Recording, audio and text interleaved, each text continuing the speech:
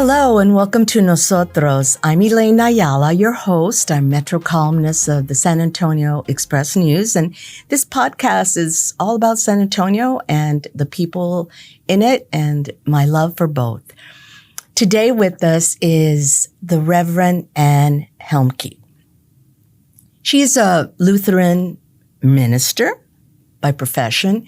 She's also co-founder of the Peace Center of San Antonio, and she's the City of San Antonio's faith-based liaison, and we'll talk about all that. Welcome, Ann. It's good to be here. Always fun to be with you. We're kindred spirits, aren't we? Yes, we are. I want to begin with something that just happened on Sunday, a few days ago. And that was the annual blessing of the peacemakers. A title, a job, a avocation that you helped create when you were at the Peace Center. And so I want you to describe that event and who our new peacemaker or peace laureate is. Sure. Well, the Peace Center started intentionally as an interfaith organization. We had this kind of motto, what kind of peace plan would it be if just people of faith quit killing each other? And I would agree to that. So that's where we start, right? That's where we start with peace. And we're seeing it all around the globe. And we are confronting that even at home when we cannot seem to agree on a simple resolution. So yes, take it away from there. So somewhere in there, the Peace Center is almost 3 years old. It started in 1995. So if I got my years right. But about halfway in there, about 19 years ago, we just got this idea that there were peacemakers all the time in San Antonio, not just at the Peace Center. There were mothers and grandmothers, all of, the whole neighborhood groups. Neighborhood groups. Mm-hmm. And so we wanted to gather people together and recognize how people affirm in themselves that they are peacemakers and to work together more and see each other so we would know and come to know more. And so we came up with this idea of the blessing of the peacemakers. And so that was like 19 years ago. And in there, and still, there's always some ritual moment, a blessing of all those who gather for all the work that they do. And there's always some sort of remembrance with it.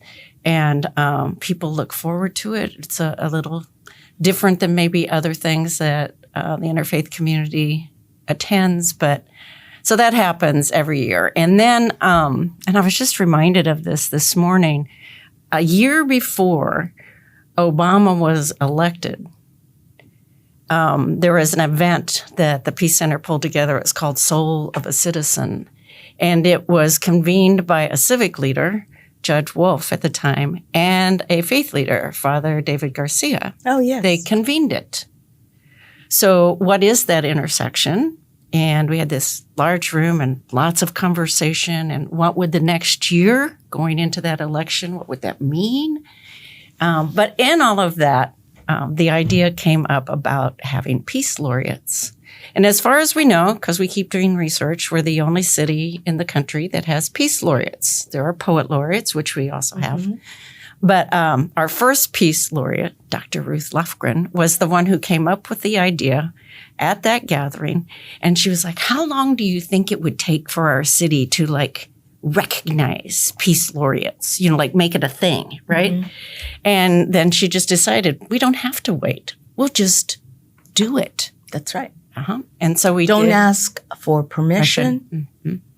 And when necessary, ask for forgiveness. Right.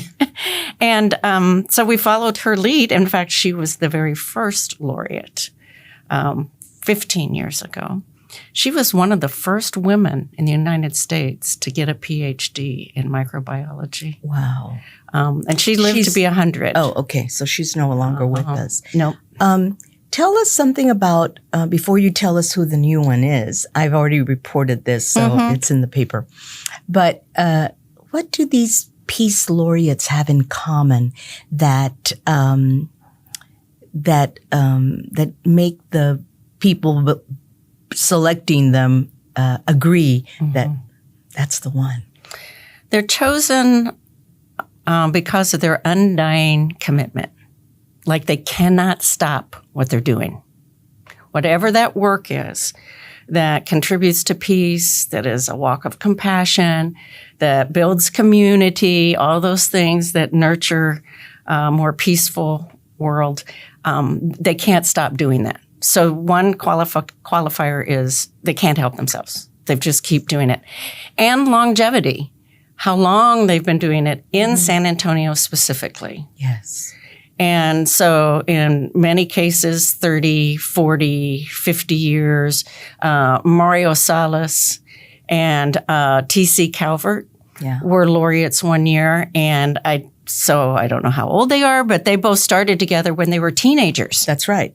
And they were there for the very first MLK walks when they were on sidewalks. Right. And they can't stop themselves. No. And we're talking decades. And they're still doing their stuff. So those are the big qualifiers, right? And this year you've chosen a father and son, one no longer with us. So it's a posthumous recognition. But tell us about them. So Ramon Vasquez and his father, Ramon Vasquez y Sanchez, are the 2024 Peace Laureates, San Antonio Peace Laureates. And we have, over the years, it's been individuals, there are some married couples, there are colleagues, kind of like Mario and TC. They go together. We have some other butter and jam. Three amigos. We got a couple three amigos. Yeah. But this was the first parent and child. But recognizing the work that both Ramones have done over the decades and where they have brought us. And the younger, he and I worked together at the Gang Peace Summit, which is 30 years ago. So, and both of them couldn't help themselves. They just kept doing the work. In a place where, they lived in their whole lives. Ramon, the younger, lived elsewhere for a while, but he's been here and doing great work and just can't help himself. Decades. For people that don't know about the Gang Summit and the long-standing truce that happened between, I think, 6 gangs at the time. This was in the 90s when gang violence was at a height, and there were good people of goodwill that gathered around that issue and brought about peace between these rival gangs, and also created a midnight basketball program, which I don't know if that still exists. Once in a while, I'll see a picture and they'll, people are staying up and playing basketball as a way to say you can be out at night and not be in trouble, but be in camaraderie. So Ramon Vasquez, who you mentioned, and both of you were involved in that truce many years ago. So you've been making peace for a long time. And one of the things, we had a meeting this morning. So our 2024 laureate kind of raised the question when that happened. He first said, I didn't even know we had San Antonio Peace Laureates. And he's involved in peace. Right. And so when he was asked, he was like, I've got to do research on this, right? And there are 28 laureates in these 15 years, 6 of which are no longer with us. May they rest in power. That's right.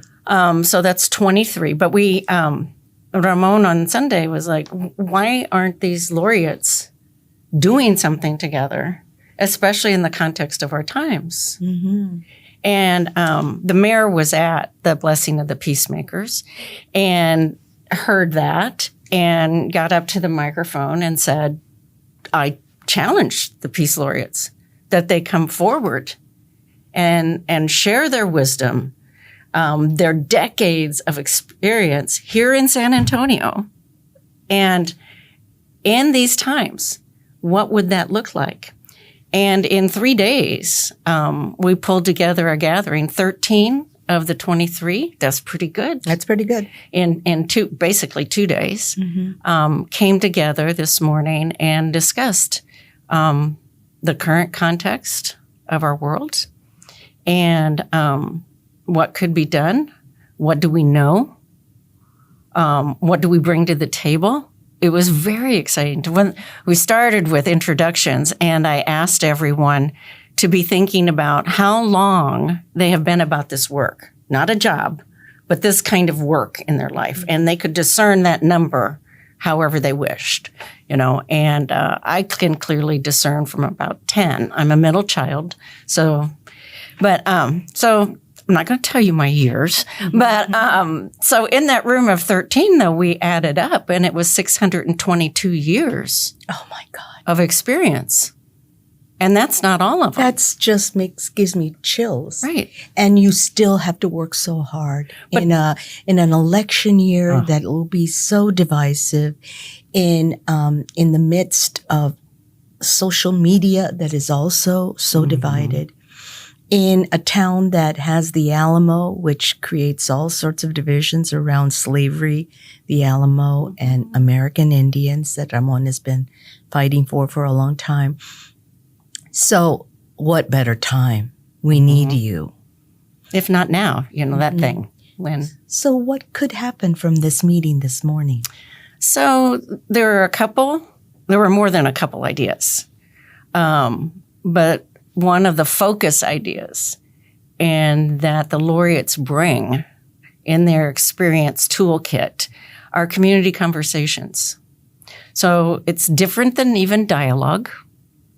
It's very much noting that we live in this really polarized world. You're either here or you're there. One end or the other. It's hard to find a middle ground. Well, and it's not always just a middle ground. Or you're for something or you're against something. Or you agree with something or you disagree with something. But there are other options. And it's not even just middle ground. It's awareness, understanding, just knowing about the other, and knowing one another too. Right. So it's that's such a difference. Like how do we do that? And we have something. I know every city thinks this, but we really do have something special in our DNA about how we do get along and how we are a community. But we also, and especially now, we're really seeing some divisions in this kind of spreading thing. So how can we bring what we know and what we've been practicing to the table? And as, peace laureates in San Antonio, how can those laureates model things that can be replicated? And so one thing that I know for sure will happen, how it will exactly look, that just started this morning, but is some sort of community conversation. And those usually happen where there's some conversation starters, half a dozen people, but everybody in the room that's gathered gets to talk to each other and continue the conversation. But the laureates will probably take that role of conversation starters. And, when you're like, well, which side are you on? Well, there are other sides than just these. That's right. There's the side of families and children and people being killed, right? People, that side. And then how do we model that? How do we talk about it? But to have, at least, and my guess is there will be many, but to have gatherings like that where other leaders can come, other people can come and watch the model and take it back to their own organization, their own family, their own neighborhood association. How can we talk and hear from each other, listen deeply, come to at least a better understanding of each other? And I want all the people on city council to undergo And how do we do that? And how to discuss a difficult topic without doing that. Yeah. And to understand. But that also takes listening. That's a huge component. So it's not just talking to each other. And I love the word conversation. Yes. It means with verse. How can we be more in verse? I don't have to think or believe the same way you do. But how can we be in verse together? Yeah. Because I love my children. We love our future generations. Let us be thinking that. Come, let us reason. Yes, exactly. You have an interesting title and an interesting role that I've written about a lot, but I admit I still don't know exactly what you do. Yeah. But I love that you mentioned earlier that, because I asked you, do you still, go up before a congregation and deliver a sermon? And you said, I deliver sermons all the time. City council. And I think, well, oh God, that's good. But tell us about your role, a faith-based liaison, and how that all came together. I also want to draw, maybe in the next question or next little segment, that we pull back to the Charter of Compassion. Oh, great. Well, just a sweep of how this position came into being. City Councilman Ray Saldana, who now is leading communities in school. So proud of that. Yes. But he brought the idea to City Council, I think it was like 2015, 2016 in there. And some faith leaders in the community had been talking to him and saying, we all need to connect more with the leadership just so we know more about the community and that we're leading together. And there are other cities that have faith liaisons. And so... Oh, there are? Right. As part of a city... Not only that, every federal department has faith liaisons, and it's not new. Oh, okay. Well, that's good to know. Yeah. It's really good to know because I've learned a lot I didn't know that even when I took the position. I learned that. And anyway, so it went through the city process and they looked at, 10 other cities that had faith liaisons and how they were doing it and the structure, and they're different. And I haven't taken a recent poll of how many there are, but about a dozen as far as I know. Some of them are strictly like an advisor to the council and mayor. Mine is more of a community organizing model that was similar in Phoenix. So it kind of came out of Phoenix model. The person works as kind of a go-between, a bridge, a connector between the faith community and government entities. And I can tell you my role, because I've only said it a million times, but my role with the city is to intentionally form collaborations between the faith community, government entities, nonprofits, community groups, businesses, schools, anybody who's willing to work together, to co-labor, to meet the most vulnerable needs in our city. And so out of that, we had formed action groups. I did a 13,000 large survey with the faith community. What are your community concerns? We formed action groups out of that. How then do we do that? And we have now gone and really developed a collaborative kind of model that is taking note. We've had 2 international organizations come to us, Pro-Social World and the International Charter for Compassion, and said, what is this collaborative thing you do, this collaborations? Pro-Social World is really a research arm. And it's an international group? And it comes out of Nobel laureate Lynn Ostrom's work on the commons. But their research, which is historical as well as contemporary, pretty much debunks the survival of the fittest, that the reason human species is still on this planet is because by nature, we co-labor. We self-organize. We're social.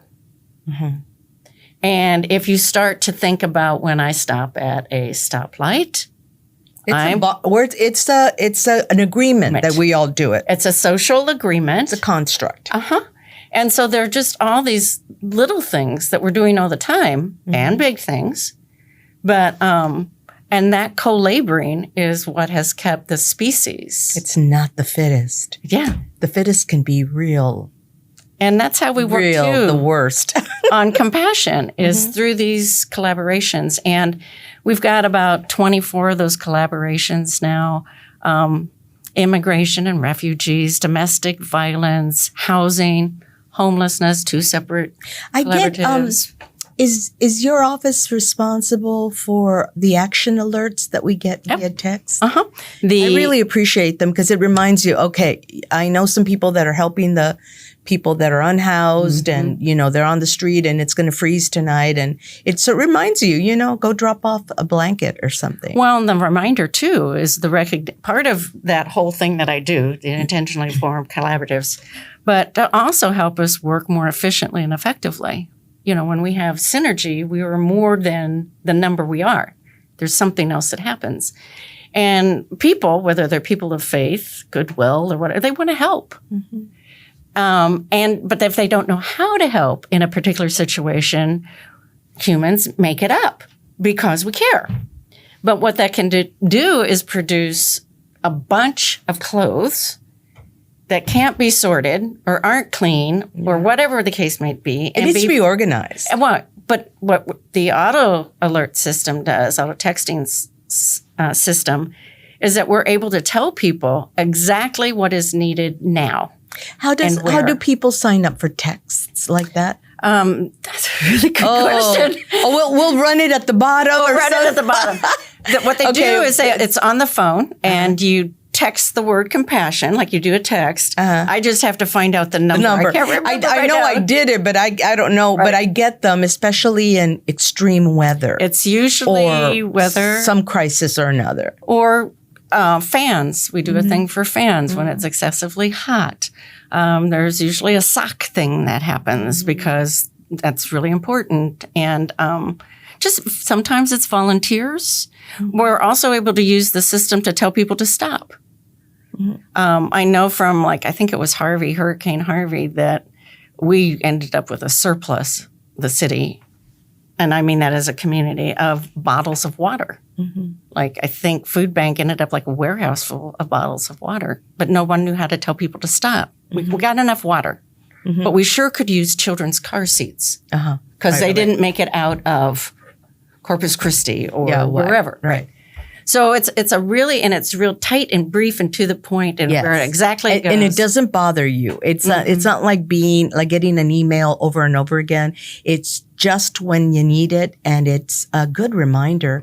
And in my part of town on the west side, there are people that I already know that are doing things. So I often just donate to them because they also say, on Sunday we're doing runs and we need, pan dulce, or we need water or whatever it is. Yep. Your mention of the fittest reminds me of Margaret Mead's famous description when asked about when did civilization form. And she said, when we found bones that had healed, which was an indication that that person was cared for by community, was carried somewhere, was tended to, was not left behind by the group, and that civilization. And that always comes to mind when I think of the kindness of San Antonio, because it's happening all the time. Maybe we don't bring attention to it, but we know that people like the peacemakers, the peace laureates are out there. We just don't see them all the time. Okay, so we know what your job is now, kind of, sort of.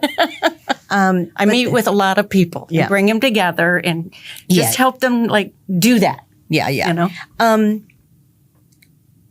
One of the sort of the elephant in the room is that there's one in here. Yeah, there is. It's in the corner over there. Okay. I see him, and that's that by the end of Ron Nirenberg's term, you too will be saying goodbye to this office, and so I wonder, as you look back, what are some of the achievements, and as you look forward, what do you want to get done by this deadline? Well, some of the things like the auto texting system, and a lot of the things we've done are small, but with big impact. Sacred.org, the San Antonio Community Resource Directory, came out of this initiative. Sacred.org. And what do you find when you go there? Anything that you're trying to find in San Antonio, in terms of human resourcing, but mental health care, housing. You'll even find, plumbers who are willing to plumb when, like emergencies. Oh, that's awesome. But I don't know how many categories are in there, maybe a dozen. There is a place too for domestic violence. And so it's resourcing at large levels, but also what we refer to as granular. So, maybe there's a congregation in a neighborhood that could help 2 families, but if they're in walking distance to 2 families, it makes all the difference to those 2 families. They might not be able to meet the needs that maybe larger congregations could help 200 families. But so part of 2 of the sacred.org is you can find things by zip code. So you put in your zip code where the need is. And so that hopefully people can find that resource that they're needing. And anybody can use it. It's free and open to the public. So families use it. But we also have social workers who use it. And but they can find the need, hopefully, within walking distance, that they don't have to go across town. But the other side to that, it also shows us where the gaps are in service. So you could look maybe into a zip code and there isn't a food pantry, which I can't hardly believe, but could be that there's not even a food pantry in a zip code. Well, then we need to work at getting a food pantry in there. So it also has shown us a lot of the gaps. We've done lots of mapping through it, and where we overlay. One of the first one we did an overlay was with food pantries and areas within a district, a council district, that had the highest crime reports in. So there were these pockets that we put onto a map from the call-ins. And then we put the food pantries on top of that. And it was so obvious, Elaine. There were no food pantries in those pockets. I mean, it was just so obvious. It related the needs. And in less than a month, in each pocket, we had put in a food pantry. And then those pockets, they started to change. They weren't. So one of the things that I have learned from a faith liaison with the Department of Health and Human Services in D.C., he was here for another event, and this was early on in my time with the city. But I asked him, because they do a lot of research on efforts across the country, and I asked him, what efforts have the largest impact? Are there commonalities? And his response, well, that's easy. And I'm like, well, if it's so easy, then why don't I know it? Would you mind sharing? And we have done all of our work based on these 2 things. He said, by far, the efforts that have the largest impact are in geographic proximity to each other and the need. They're right at home. So we started to form cohorts of congregations who are geographically in proximity. Oh, I remember this. I remember doing a story. And we now have 21 of them. And there you can find one in every district. And of course, there are more than one because there are 21 of them. My goal is 10 in every district. So it's 100, so that they're almost touching each other. Yeah. But the next thing he talked about was Maslow's hierarchy of need. So the efforts that start and focus at the bottom of that pyramid with the most basic of human needs, which are food, housing, home, safety, security. You focus there on those basic needs. And all other things. Well, just like the rest of the environment creation, the community will start healing itself. Just like if the earth has a scar on it from bombs that are dropped, it will start healing itself. Over time. But what that forms when you're working at the bottom of that pyramid it also forms community, because now you've got congregations. None of them are the same brand or kind, right? But working together, meeting the needs, and maybe one of them has a food pantry. Mm-hmm. Maybe one of them is their warming center. But then in that community, they've got a food pantry and they've got a warming center. They don't all have to do everything. And then they work together. There's intention, but then there's results. And we all can either assess within or be assessed by others. And when the city signed, I think it was when Ron Nirenberg first became mayor, I think one of his first acts was to sign the Charter of Compassion. Mm-hmm. Correct? You were there? Yes, it was the first morning. And it's lovely to say we're a city of compassion. I've written stories, and that's the headline. Mm-hmm. And we want to wish it to be true. So I want you to talk first about that move to sign the City of Compassion and what that means, but also address what I've heard on the back end of that. Mm. And that is that there are advocates working on the very grassroots level who 2 years ago, in 21, when we faced the grid failure and people died, Texans died because of that, and people suffered. And I remember hearing an activist who does so much. I mean, she loads up her car every Sunday and visits people exactly where she knows they'll be under a bridge. And she said, I just don't want to hear anymore that we're a city of compassion. Mm-hmm. So take that one on. First with the Charter of Compassion. What that meant. What that meant. Because it was joyous. Oh, it's still joyous, but I think we also need then to talk about the resolution and what we know about compassion itself.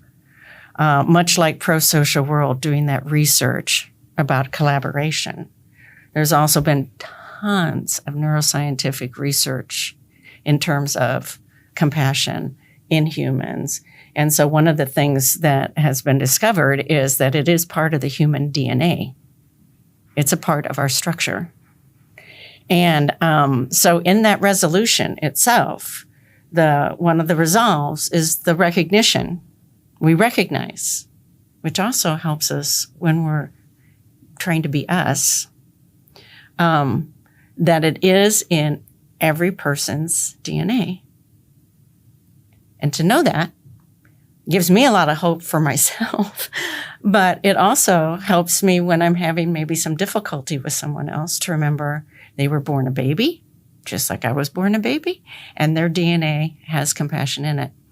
I'm not sure I believe it of every single one. No, there's a couple that I might set aside. Well, the next part of the resolve is, but it also needs to be nurtured, and we can become more compassionate by sheer repetition, neurogenesis. And so that also gives me a lot of hope. So, we can be intentional ourselves in the direction we want to move. And by repeating that act in our lives, that creates another superhighway in our head, and we can become more compassionate. So recognizing those things. So when that resolution was signed, it didn't say we were done, but it did recognize we were already. But we need to strive for it. And so part of that resolution is, resolve is that all the educational institutions in San Antonio provide compassion education for all ages. And out of that resolve has grown the San Antonio Compassion Institute. So how many people have gone I don't know what the total number. Hundreds have gone through the training. But so many more impacted, because the first year it was just educators. Mm-hmm. We had 100% participation from representation from all of our colleges and universities. That's huge. Yes, of course. 85% representation from all of our educational institutions. And our largest representation was at UT Health.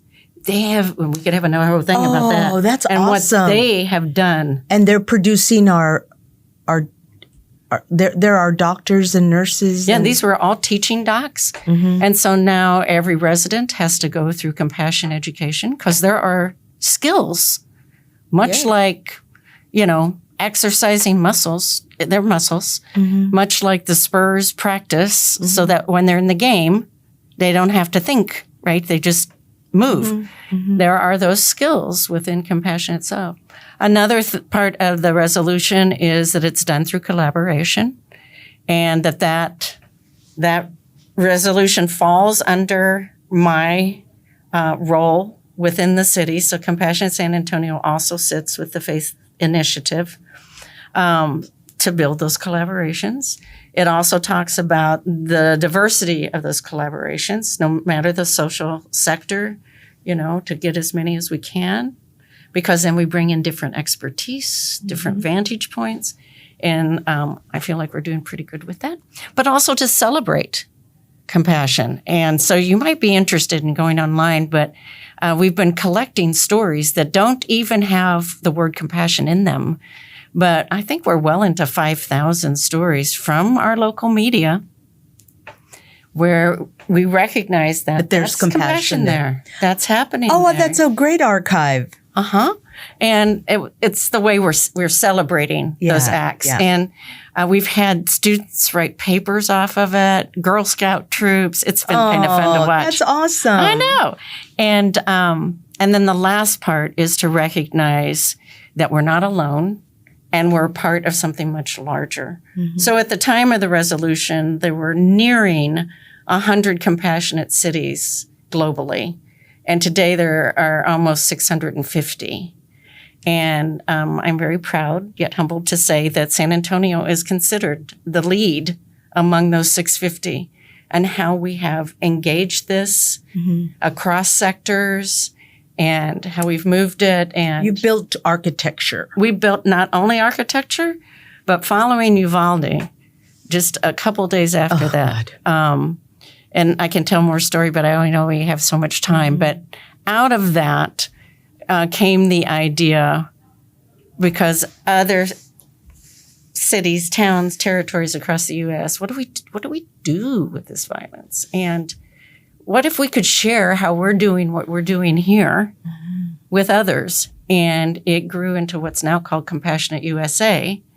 And so here in San Antonio, created by San Antonians, is this new online, no-cost curriculum that's been gifted to every town, territory, and city in the U.S. But frankly, because it's online at no cost, we know people are using it in Australia. There's 69 countries right now that are utilizing Compassionate USA. And we gifted that to the world. That's amazing. Congratulations. I know. I just get so excited about it. All tingly. Yeah. Okay, we are near the end. No. I could go on and on. But I want you to just tell us what you're thinking after this this assignment. It'll be May of next year, correct? It's 25. Yeah. May, June. They'll be sworn in. Yeah. So you'll be stepping away, as will Ron Nirenberg, as our mayor. So what's next for you? Well, I'm pretty diehard. So I know the kind of work that is in my system to be at compassion and peacemaking and community, and that's not going to stop. I don't know exactly how it will look, but I was doing it long before I was in this position. Right. So it'll probably look a little bit more like what I was doing before, which, just on a community level. I do plan to do some art. My degree is actually in art. What kind of art? And I had no idea. No. What medium? Not many, because I haven't had much time. But is it painting or sculpture? I like watercolors, but I really like multi-medium and like collage stuff. But I've been branching out. But I look at my work as its own art form. I know that, it's just me looking at it. But, when I prepare a space for a gathering, I think about that like exactly the right space. That's it's like picking the right parchment paper or something. Right. The right space for this conversation needs to look like this. Like it needs to be called this. It needs, so how I create it, how it's put together. It's my canvas. And so that's part of, I don't know what that looks like. I had no idea that you had a degree in design. Yeah. In design. Yeah, and art history. So I had a double major. Awesome. Well, okay. That's good to know. And thank you so much for joining us. Thank you. This was fun.